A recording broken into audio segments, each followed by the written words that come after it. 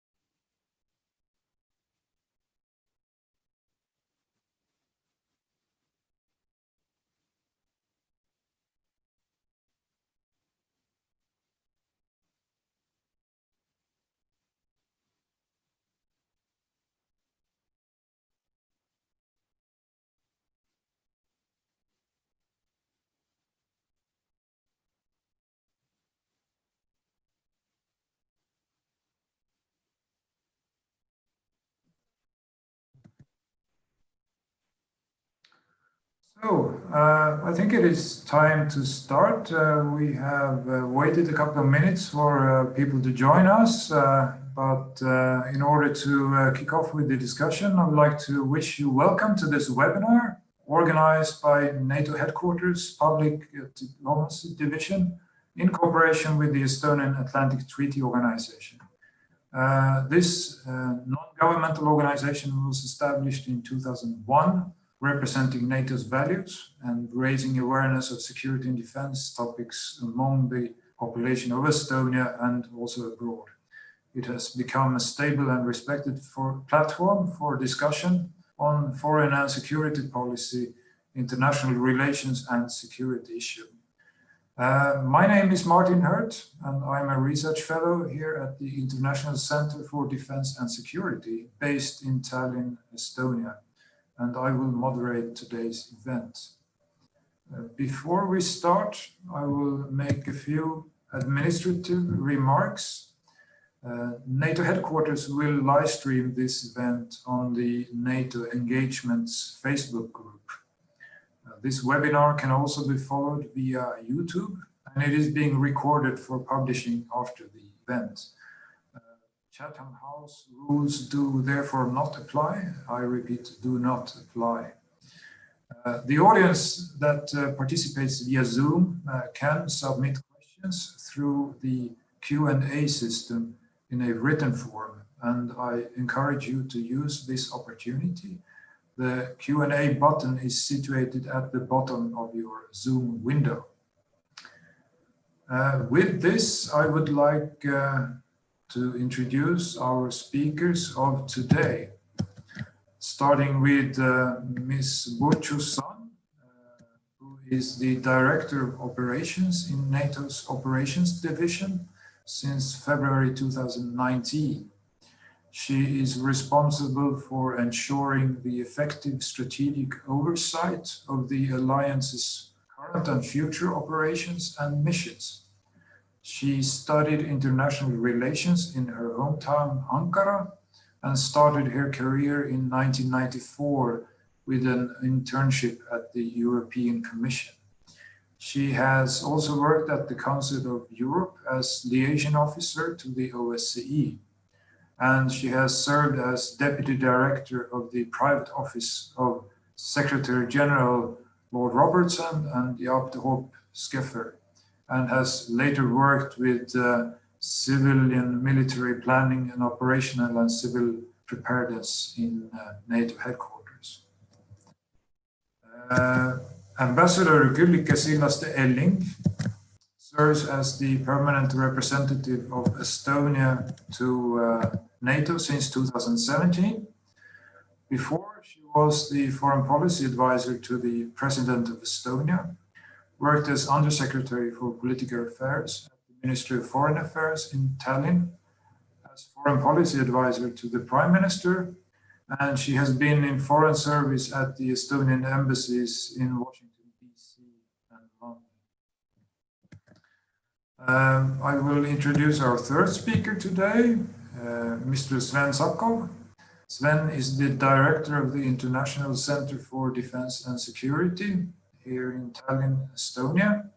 Sven has worked on many positions in the Estonian Ministry of Defense, most recently as a defense policy director of the Estonian MOD. And he has also worked as an advisor to the President of Estonia.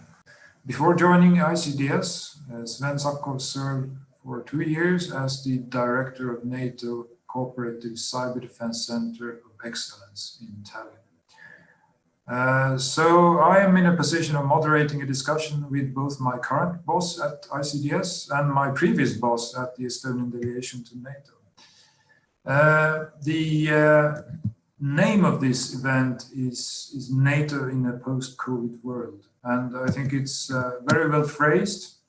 It puts the focus on the COVID-19 pandemic, but not only, because the threats and the security environment that affected us before the pandemic has not disappeared. The title is forward-looking, so I look forward to this discussion today to cover both the pandemic itself, but also life after COVID-19. So I think this is the kickoff that I intend to do. I will ask all three speakers to describe the role of NATO in the pandemic and also with a view to the future, bearing also in mind the summit that is scheduled for next year. And with this, I will pass the floor to our first speaker today, Ms. Burcu-san, sorry. Thank you, Martin. Thank you for kicking us off in such a wise manner. I would like to thank, first of all, the Estonian Atlantic Treaty Association for having me join this Zoom meeting. I hope there are many of you out there listening to us. And I'm very happy to speak at such a distinguished panel, if I may say, even though it's a virtual panel. I want to kick off by saying that COVID-19 has been a systemic or shock, so to speak. But NATO has, as usual, adapted very well and very quickly, and we are also already looking forward as to what will come in the post-COVID world. So first, I have so 5 points to make as an introduction.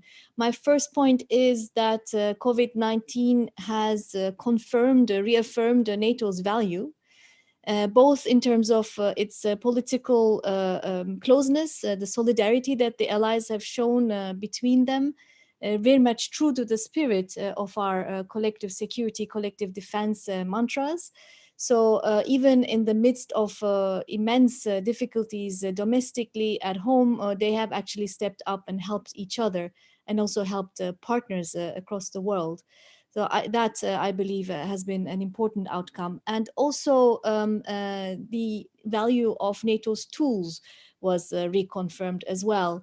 We have used many of our troops, of our tools, in fact, designated first of all for different purposes, but quickly repurposed and used to good effect, including our Disaster Response Coordination Center, the NATO Procurement Agency, the airlift capabilities that we have, a rapid air mobility system or program, and also, of course, our NATO command structure. And so my conclusion from that first point is that COVID-19, the pandemic, has showed again that we have a very flexible alliance at the disposal of the allies, with robust and adaptable tools that can be used to good effect. The second COVID-19 related issue that I want to highlight is that this pandemic has also shown the value of the armed forces in general. The armed forces domestically in many of our nations and many of our partner nations across the world have been used again to good effect to help the civilian responders. The armed forces have not sat idle. They have many important, unique contributions to make in such disasters. And they have actually been used in logistics, movement of equipment, of patients. They have provided field hospitals or hospital ships. They have been used in disinfection and planning, engineering, logistics in many different ways by different nations. So again, the armed forces have come out of this pandemic, I think, well respected and having done a good job. The third issue that was highlighted by the pandemic is that information space has become a key battleground. I think we've known this for some time, but the pandemic has sort of really highlighted and underlined it. There's been a lot of disinformation, a lot of manipulation and propaganda going on. You well know this in Estonia and elsewhere. There's been this propaganda that the Russian and the Chinese system of government is superior to that of our democracies because they're more agile, they act more quickly or more effectively, etc., which is of course completely false. There has been a lot of disinformation about the origins of the virus. There's also been some fake news regarding our battle groups. All sorts of different tools has been used in this information space. And this, I think, has underlined once again the importance of working together with allies, with partners, with the EU, European Union, to expose such disinformation campaigns, such propaganda, and to come out with the truth. The fourth point I'd like to make is in a way a little bit disappointing, perhaps because this COVID-19 could have actually made a difference in the world. But we see that the former rivalries have not gone away, and the threats and challenges that we have been facing pre-COVID still exist today. in fact, perhaps have even been heightened.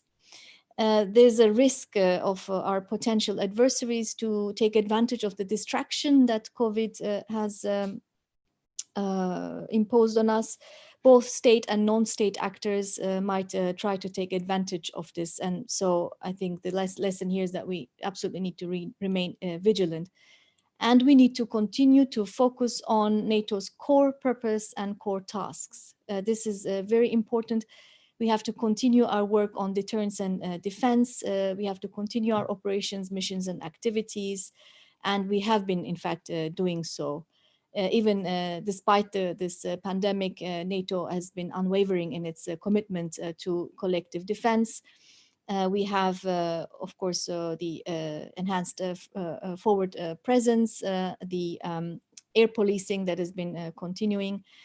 Even our exercises, some had to be cancelled, some of them had to be adapted, but they do continue at this very moment. In fact, Baltops is continuing as a naval exercise with the participation of 19 allies and partners. And Defender Europe 2020, which was supposed to be very big, is still going on, is not as big as we had envisaged, but this is a US-led exercise, of course, with participation of many allies. So that also has been adapted, but has not been, let's say, cancelled. We likewise continue with our operations in Kosovo, in Afghanistan, in Iraq, and we continue to reach out to partners. In fact, if anything, I think this crisis again has underlined the need to think and act with partners, also think more globally, be in touch more globally with partners such as Australia, Japan, New Zealand, South Korea, and many others across the world, because I think this was an issue that was debated in the security conference in Munich earlier this year. What is the West? Is it a geographical definition, or is it a political definition? And I think there's an emerging consensus that we have a political West, so to speak, with the democratic institutions, which we need to protect also globally. And my last point, Martin, I'm sorry if I've taken a bit more time, is that we have relearned perhaps that resilience is key. We have been working on this for quite some time now. You have highlighted in my CV that I was responsible for civil preparedness and resilience. So I am no longer, directly responsible for it, but it's very close to my heart. The Article 3 obligations of the allies, which is both of the allies individually and collectively, because in the end, the alliance is as strong as its weakest link.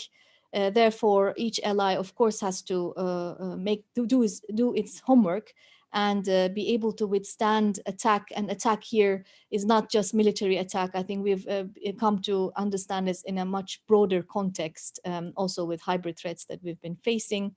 So it's very important to have civil preparedness for all hazards, and also be able to support the military if necessary through civilian means. And we have to remember that the next crisis will not be the same, so we need to be prepared for all contingencies. And a very last point is that I think all of this gives a lot of food for thought for the reflection process that the Secretary General launched last Monday to make a strong alliance even stronger. Thank you, Martin. Thank you, Burcu. Thank you for listing the tools that NATO has employed during the pandemic, and also thank you very much for pointing out the importance of resilience. And I know we'll come back to this topic later on, because we have already received at least one very good question on resilience. Thank you once more, and with that, I would like to pass the floor on to Ambassador Sillaste-Elling to talk about how the pandemic has affected NATO and how the narrative has changed, in case it has changed. Do you focus more now on the pandemic or on the effects of the pandemic, or has the pandemic made visible other threats and challenges which were visible before the beginning of this year? Please. Great, thank you, Martin, and great to see you and Sven. And knowing that you're in Tallinn is making me even more homesick than before. It's been quite many months since we've been able to travel anywhere, but hopefully the summer will bring me back to Estonia. And thank you to the Estonian Atlantic Treaty Organization for inviting me and for organizing this event. Well, from the point of view from an ally here in the HQ, and I completely agree with everything, of course, that Burcu just said, and the way she described NATO's response. And I was thinking back to the beginning of the crisis back in March, and it clearly hit all of us, nations, NATO, other organizations, unexpectedly. No doubt about that. But I think it's quite amazing how quickly NATO adapted and started actually responding to the crisis. And I think it says a lot about NATO being sort of an organization that is, I think, wired to deal with crises. It's kind of in NATO's DNA in a way. The title you mentioned is post-COVID, and I think it's always very welcome to look at the future and have a forward-looking view. I did, however, want to just point out that I think we're not in a post-COVID situation in even some parts of the Euro-Atlantic area yet. As I said, allies or nations have been moving at different paces. We're not there yet, and I think globally speaking, also the crisis or COVID is only just arriving to certain regions. We just need to keep that in mind. As far as the response, again, I think you asked the question about the focus, the threats and challenges, and I've been getting that question a lot from Estonians, but also from others, you know, and I sensed an underlying concern that, oh no, is NATO now turning into an anti-pandemic organization? And I can assure you no. And I remember, again, the beginning of the discussions here at NATO, what are we going to do? How are we going to respond?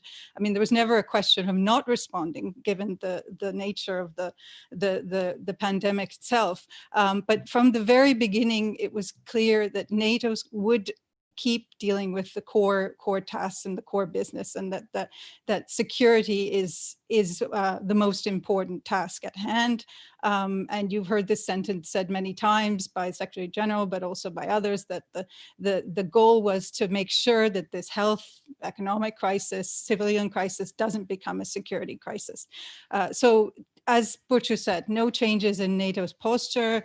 Missions, operations, activities have been going on, including in Estonia. You know, EFP is there. I think even the framework nation UK rotated, I believe, all of its brigade during the crisis, actually, which I think shows a lot in terms of resilience and ability to organize these things. So activities were going on despite the pandemic. But of course, NATO was also responding and being sort of not the first responder, but playing a supportive role in the pandemic, providing, you know, logistics, support, so transport, but also providing very vital medical supplies. So as you might recall, Estonia also provided some much needed masks to our very good allies in the south, to Italy and to Spain. And I think that's the solidarity piece that again, Burcu mentioned, that has been very important, because the pandemic did hit allies at different times and kind of on different levels, but all of those, I think, allies, I think, that could help, did help others. And I think that there was certainly a strengthening of this feeling of solidarity throughout the crisis.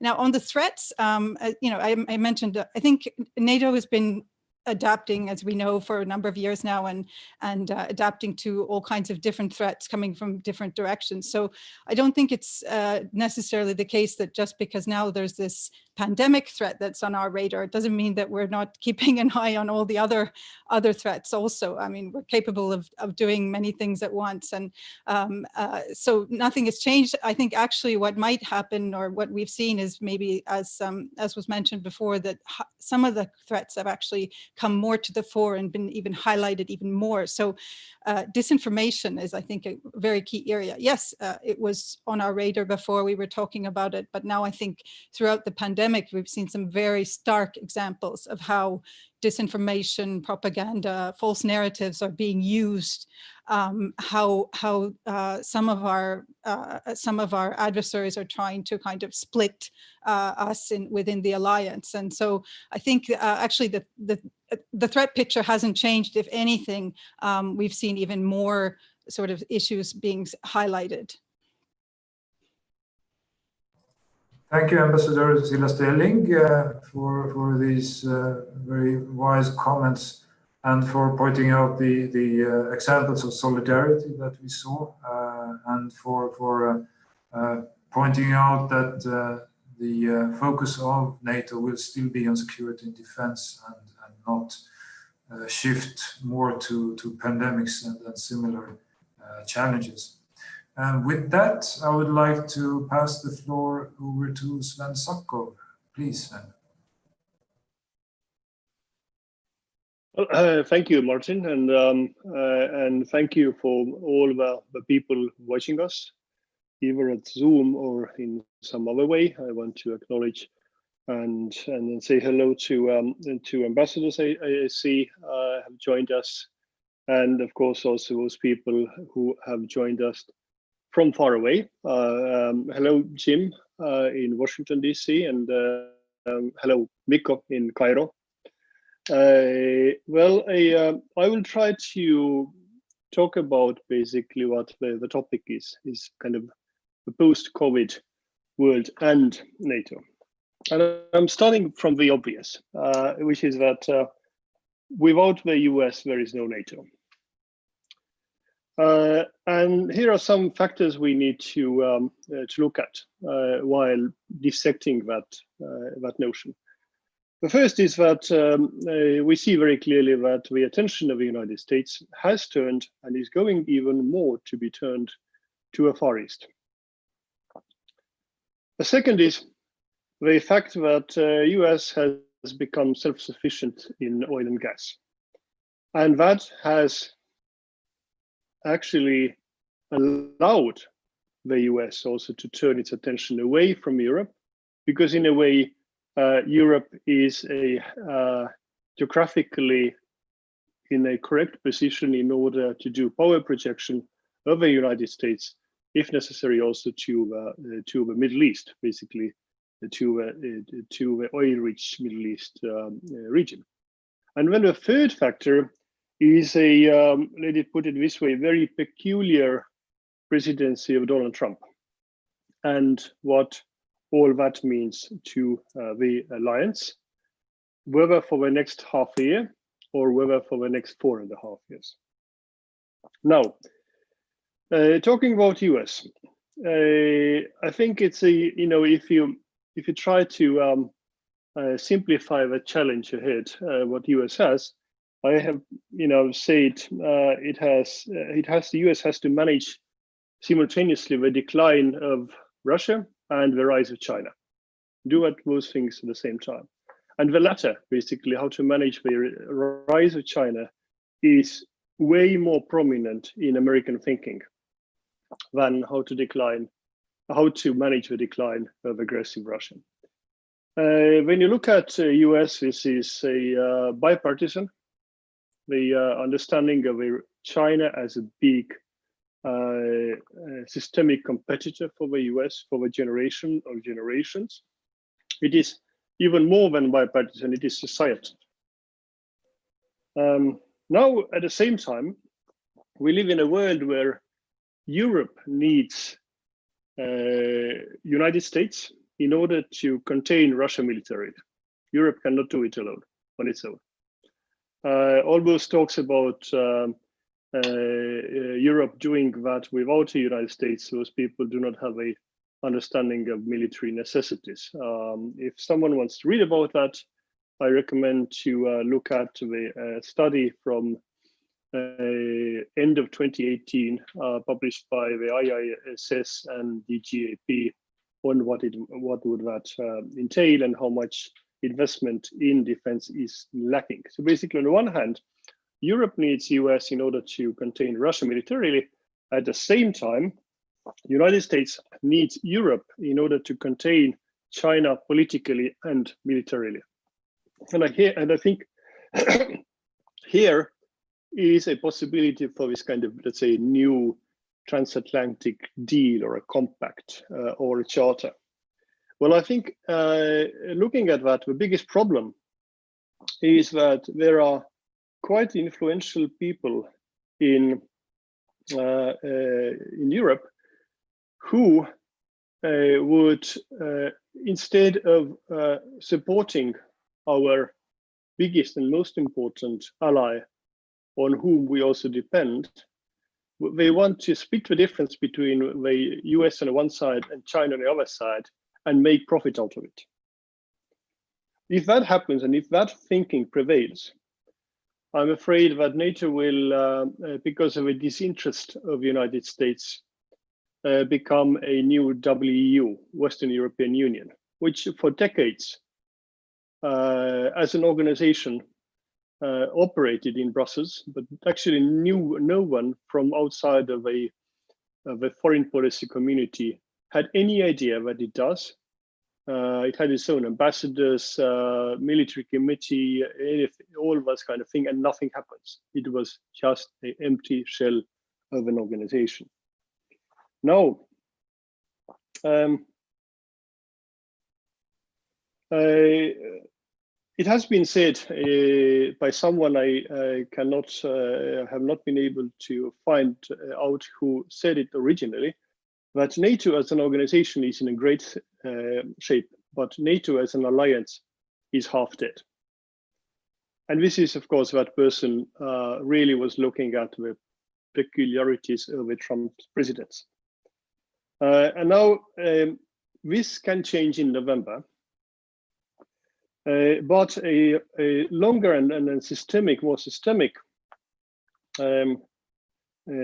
problem is, of course, or might be, is that if US will determine in the future that Europe is not relevant or works against the US big generational, let's say, struggle against People's Republic of China. And I think this would be the sounding the death bells of NATO if that happens. Now, one might ask, what on earth could actually NATO do in order to assist the US in its challenge vis-a-vis People's Republic of China? I have 7 points to suggest. First is to actually to keep moving towards a 2% goal, so that actually Europe has a capacity, military capacity. Second is to serve as a consultation forum between North America and Europe, also when it comes to issues connected with People's Republic of China. Third, ensure that Europe's own backyard, including NATO's own territory, is safe and secure, so that actually US can turn more attention to the Far East. That basically means defense, deterrence issues, forward presence, all this kind of stuff.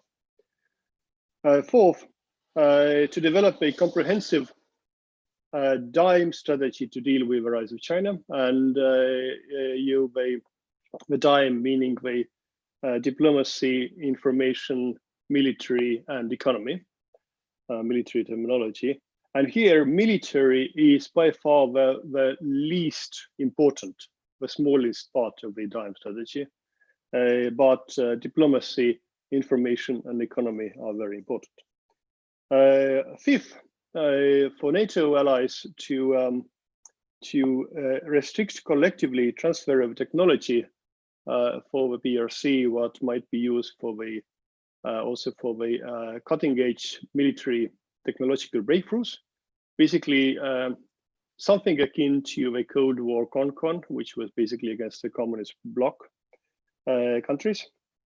6, develop the partnership with democracies, meaning NATO partnership, with democracies in a Indo-Pacific area, those who want to join.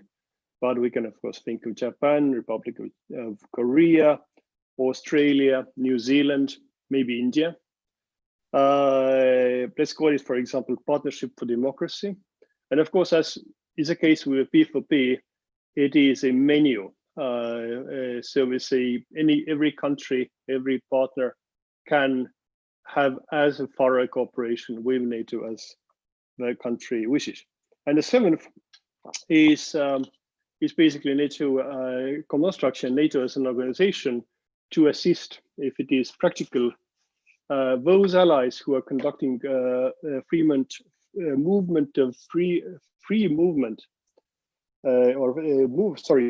of navigation operations in the Far East. Of course, there are very few allies who do it. And now the last point, which is basically not about what NATO could do in terms of assisting US, and this is about the defense investments. And picking on what Kyllike said, that we need to make sure that the health crisis, which has spawned a crisis, economic crisis, will not turn into a security crisis. Then defense investment is crucial. Last 5 years have been actually very good. The Canadian and European members of NATO have increased the defense spending from 254 billion to 309 billion.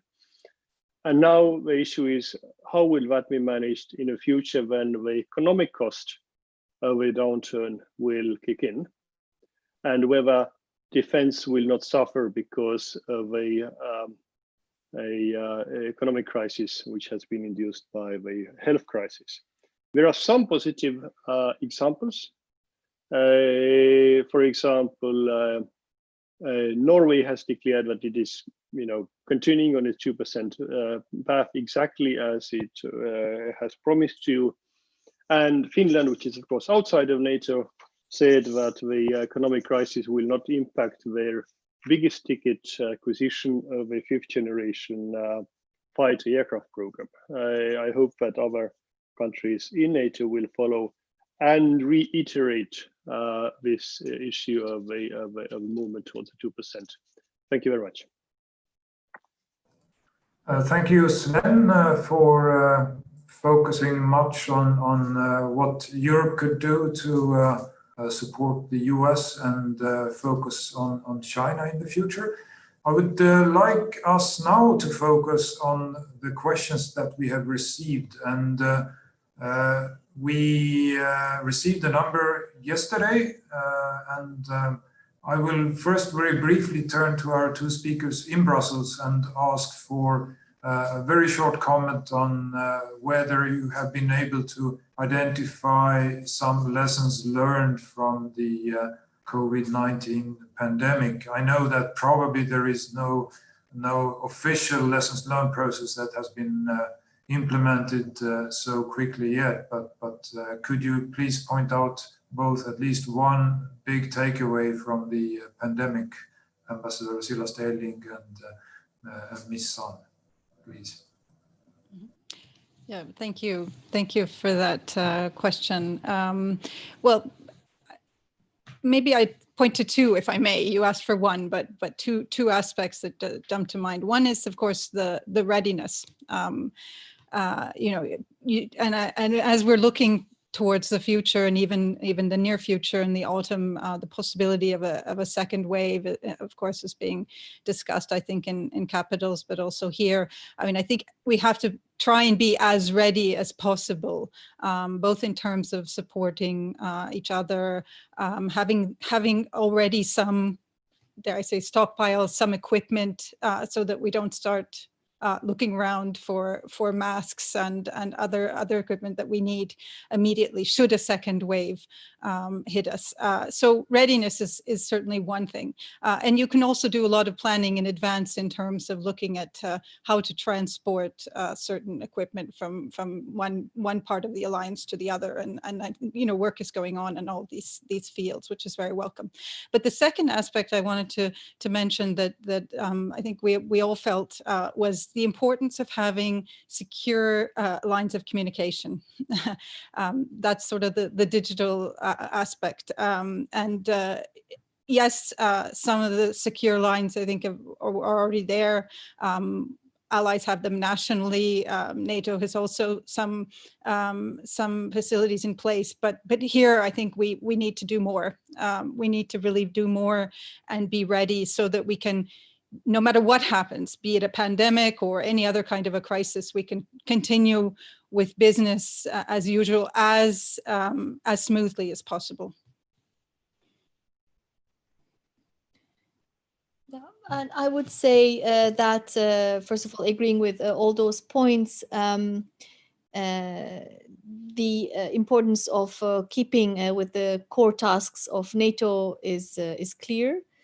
So we cannot afford to lift our eye off the ball in that regard, and to work on resilience and preparedness, as the ambassador has also said. Thank you. I know that Sven wants to jump in as well. Please, Sven.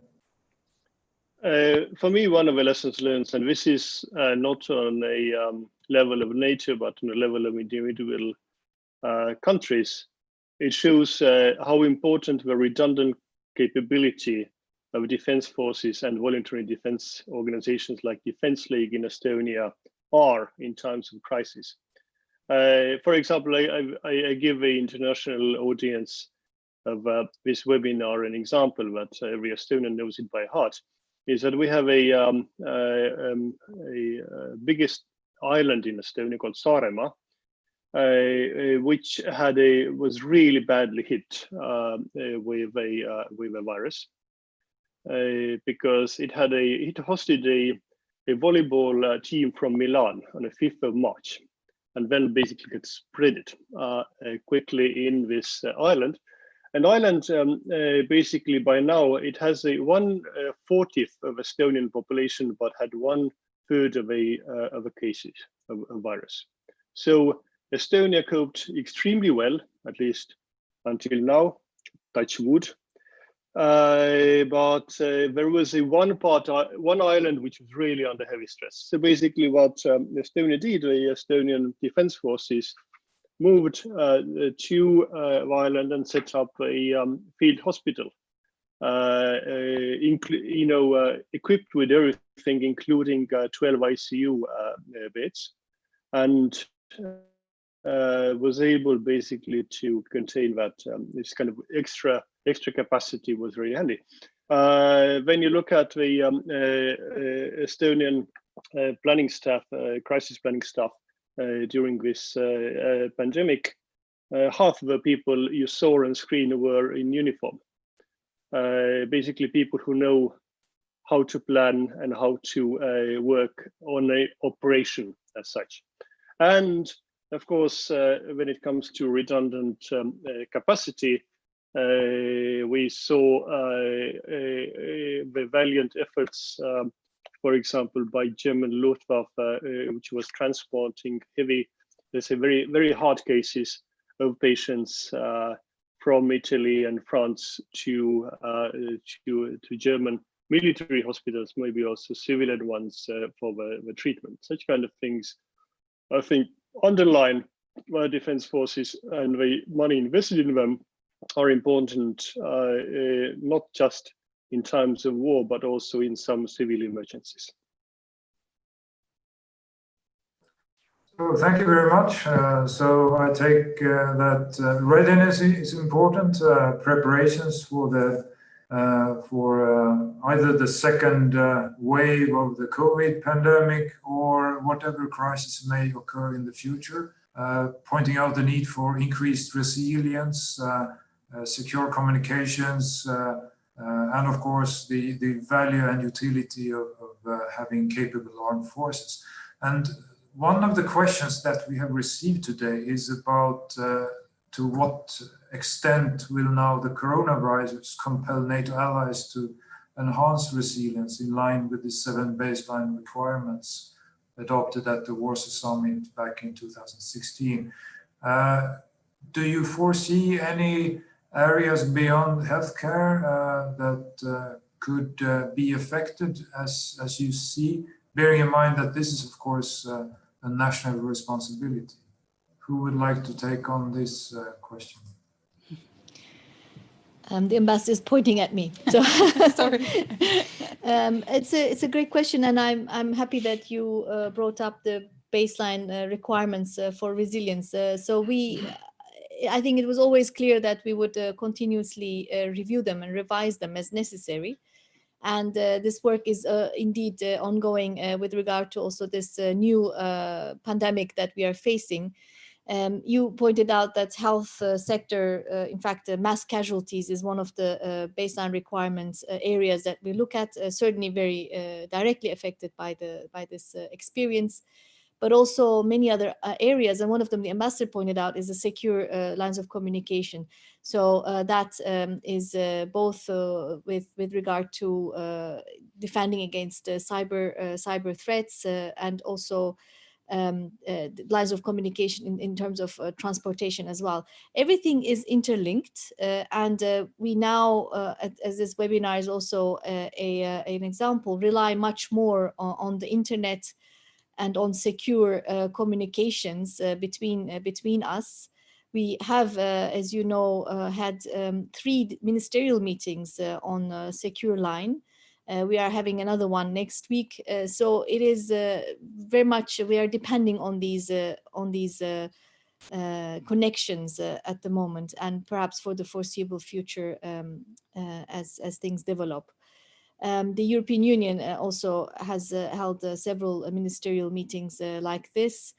This seems to be the future. We have to work on making them absolutely robust and resilient. There are among the baseline requirements also this importance of 5G has already been taken into account, and I think more light has been shed again on this issue as well. And NATO has not prescribed to its allies any avoidance of any particular company or particular country.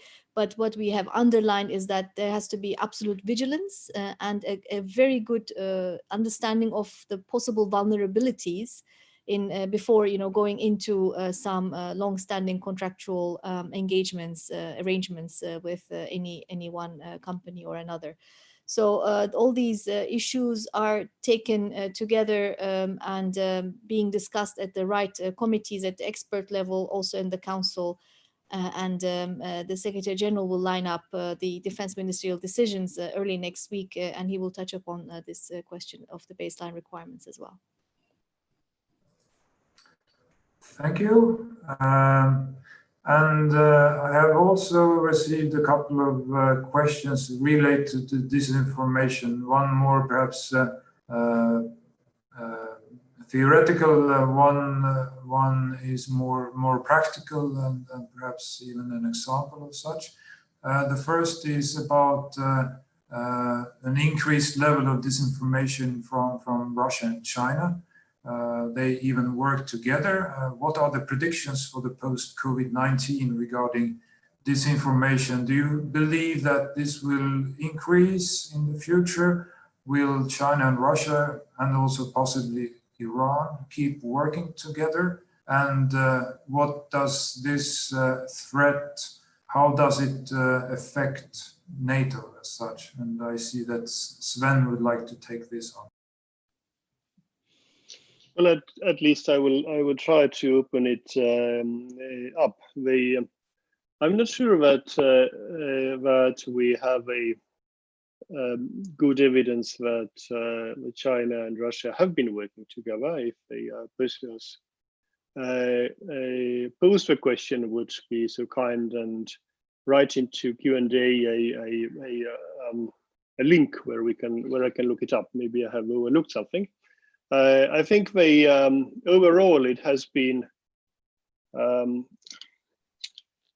lot of talk has been about the possibility of an alliance between Russia and China.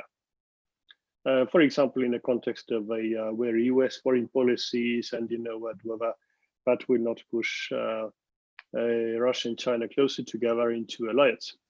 At a Lennart Meri conference, which is a annual security conference that ICDS is organizing in Tallinn, one year, one European diplomat, ambassador, who had been ambassador both in Beijing and Moscow, said, that was many years ago already, that if someone suggests that there is a possibility of an alliance between People's Republic of China and Russian Federation, that goes to show that that person does not know neither China nor Russia. And I hope that someone will also tell President Macron of France that, because this is a dangerous dream or a kind of a dangerous boogeyman that some Europeans and some European leaders have fought for themselves, but there is a possibility of that, and hence we need to move closer to Russia, because China is such a big and looming new thing. And despite basically the fact that Russia has been doing its utmost to destroy the European security architecture, has attacked both in the last 12 years, both Georgia and Ukraine, is ongoing a slow burning war against Ukraine. Shot down MH17, is now involved in the Libyan civil war, has committed atrocities and war crimes in Syria and so forth. So basically, I want to refute that idea that this is a possibility. But when it comes to the information operations directed against the West, what we have seen, to my best knowledge, is that China has been learning from what Russia has been doing before. I think the learning curve is going to be very sharp, because China has not been doing it very well. I would rather say it has been doing it in a ham-fisted manner. Russia has been much better in that. And of course, the one thing I want to add here as a last point in this intervention is that I have an understanding that at the first part of a pandemic, or a first month of pandemic until mid-April, Russian internet trolls and all the usual malign actors were quite active in trying to subvert the West and to sow discord and so forth, everything what they do. But until the time came when actually pandemic hit hard also Russian Federation. And then basically there was a call for all those internet trolls to focus on the things back home in Russia. And basically that ceased. I do not know how it is the situation now. This information is already many weeks out. I will limit myself here. One thought also on disinformation. I think it's true that disinformation campaigns have been heightened, but also I think there's more and more awareness of these kinds of campaigns among the public, our public opinion. I happen to be in some WhatsApp groups, of my high school friends, university friends. There's some one or the other member will forward a link, and then almost immediately another member will say, well, this was already defunct. The fact, check your facts before forwarding such things, etc. So I think the civil society has become more aware of these issues, and there's a lot of fact checking also going on. Perhaps some segments remain naive. They perhaps want to believe in things that they see on Facebook or Twitter just because it maybe speaks to their beliefs already. But there's also more and more awareness. I also wanted to, Sven highlighted the Estonian example of how your society is so well connected, civil and military. And this has been something that I observed when I visited Estonia Also, the other two Baltic nations, which now what seems ages ago, when we were able to hop on a plane and get to places.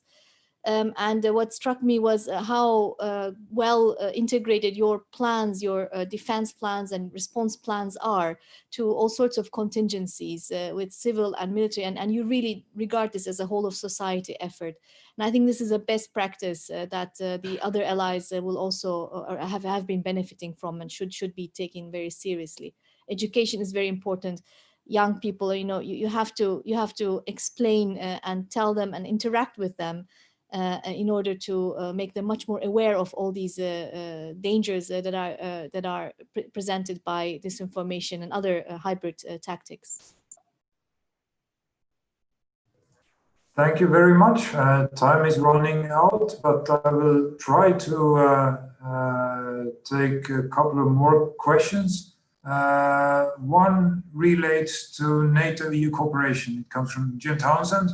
Was there an increase in NATO-EU cooperation during this time? And if so, what did that cooperation look like? And is it continuing?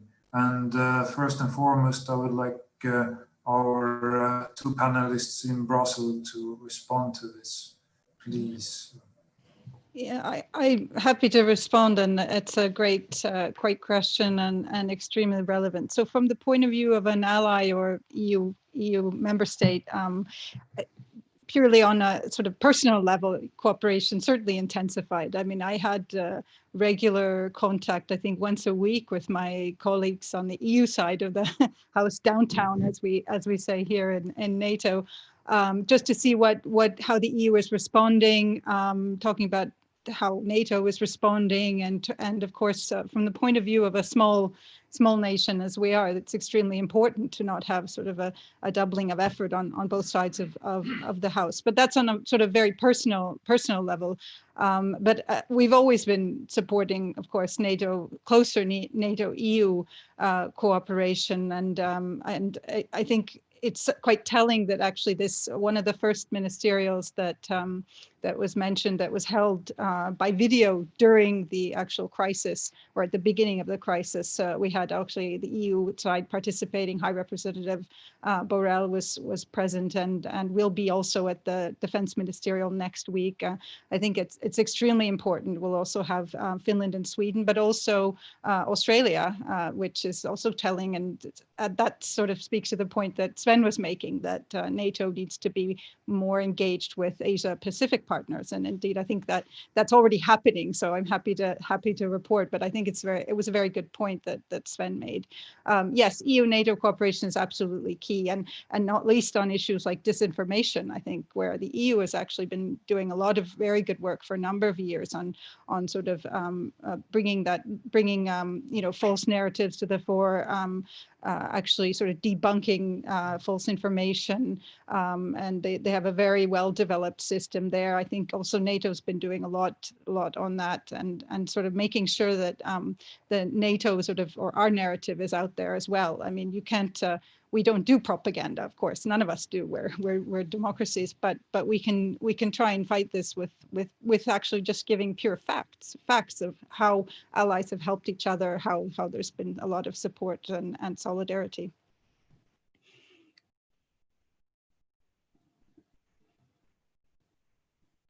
A brief comment from any of the other panelists on this.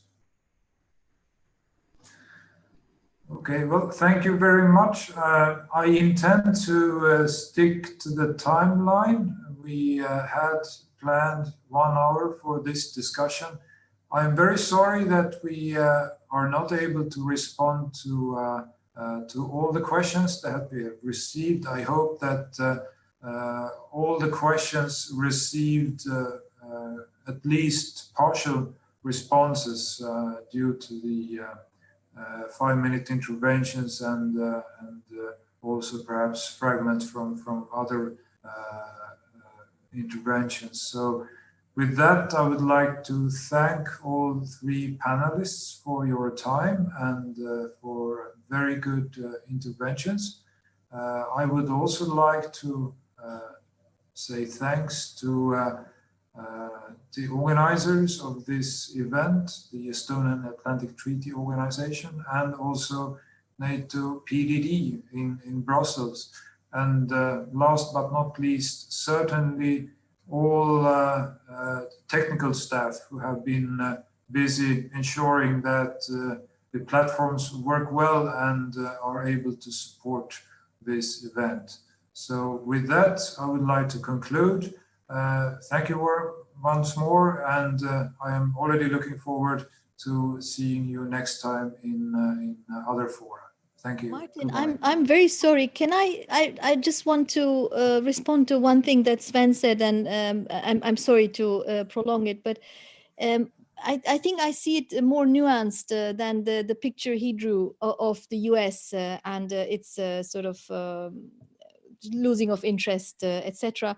And I would also point out that one thing that we didn't discuss today is terrorism, which also very much still is a threat for all the allies, including the US. And I think I don't see the US completely disengaging from the Middle East, if only for that reason. And there are, I think, other reasons as well. So I would say that there are other things that bring us together, other common threats and challenges as well, a little bit beyond what we have discussed today. Thank you for that clarification as well. And it's always good to have different views on topics. So thank you once more to everybody, and looking forward to seeing you next time. Thanks. Thank you.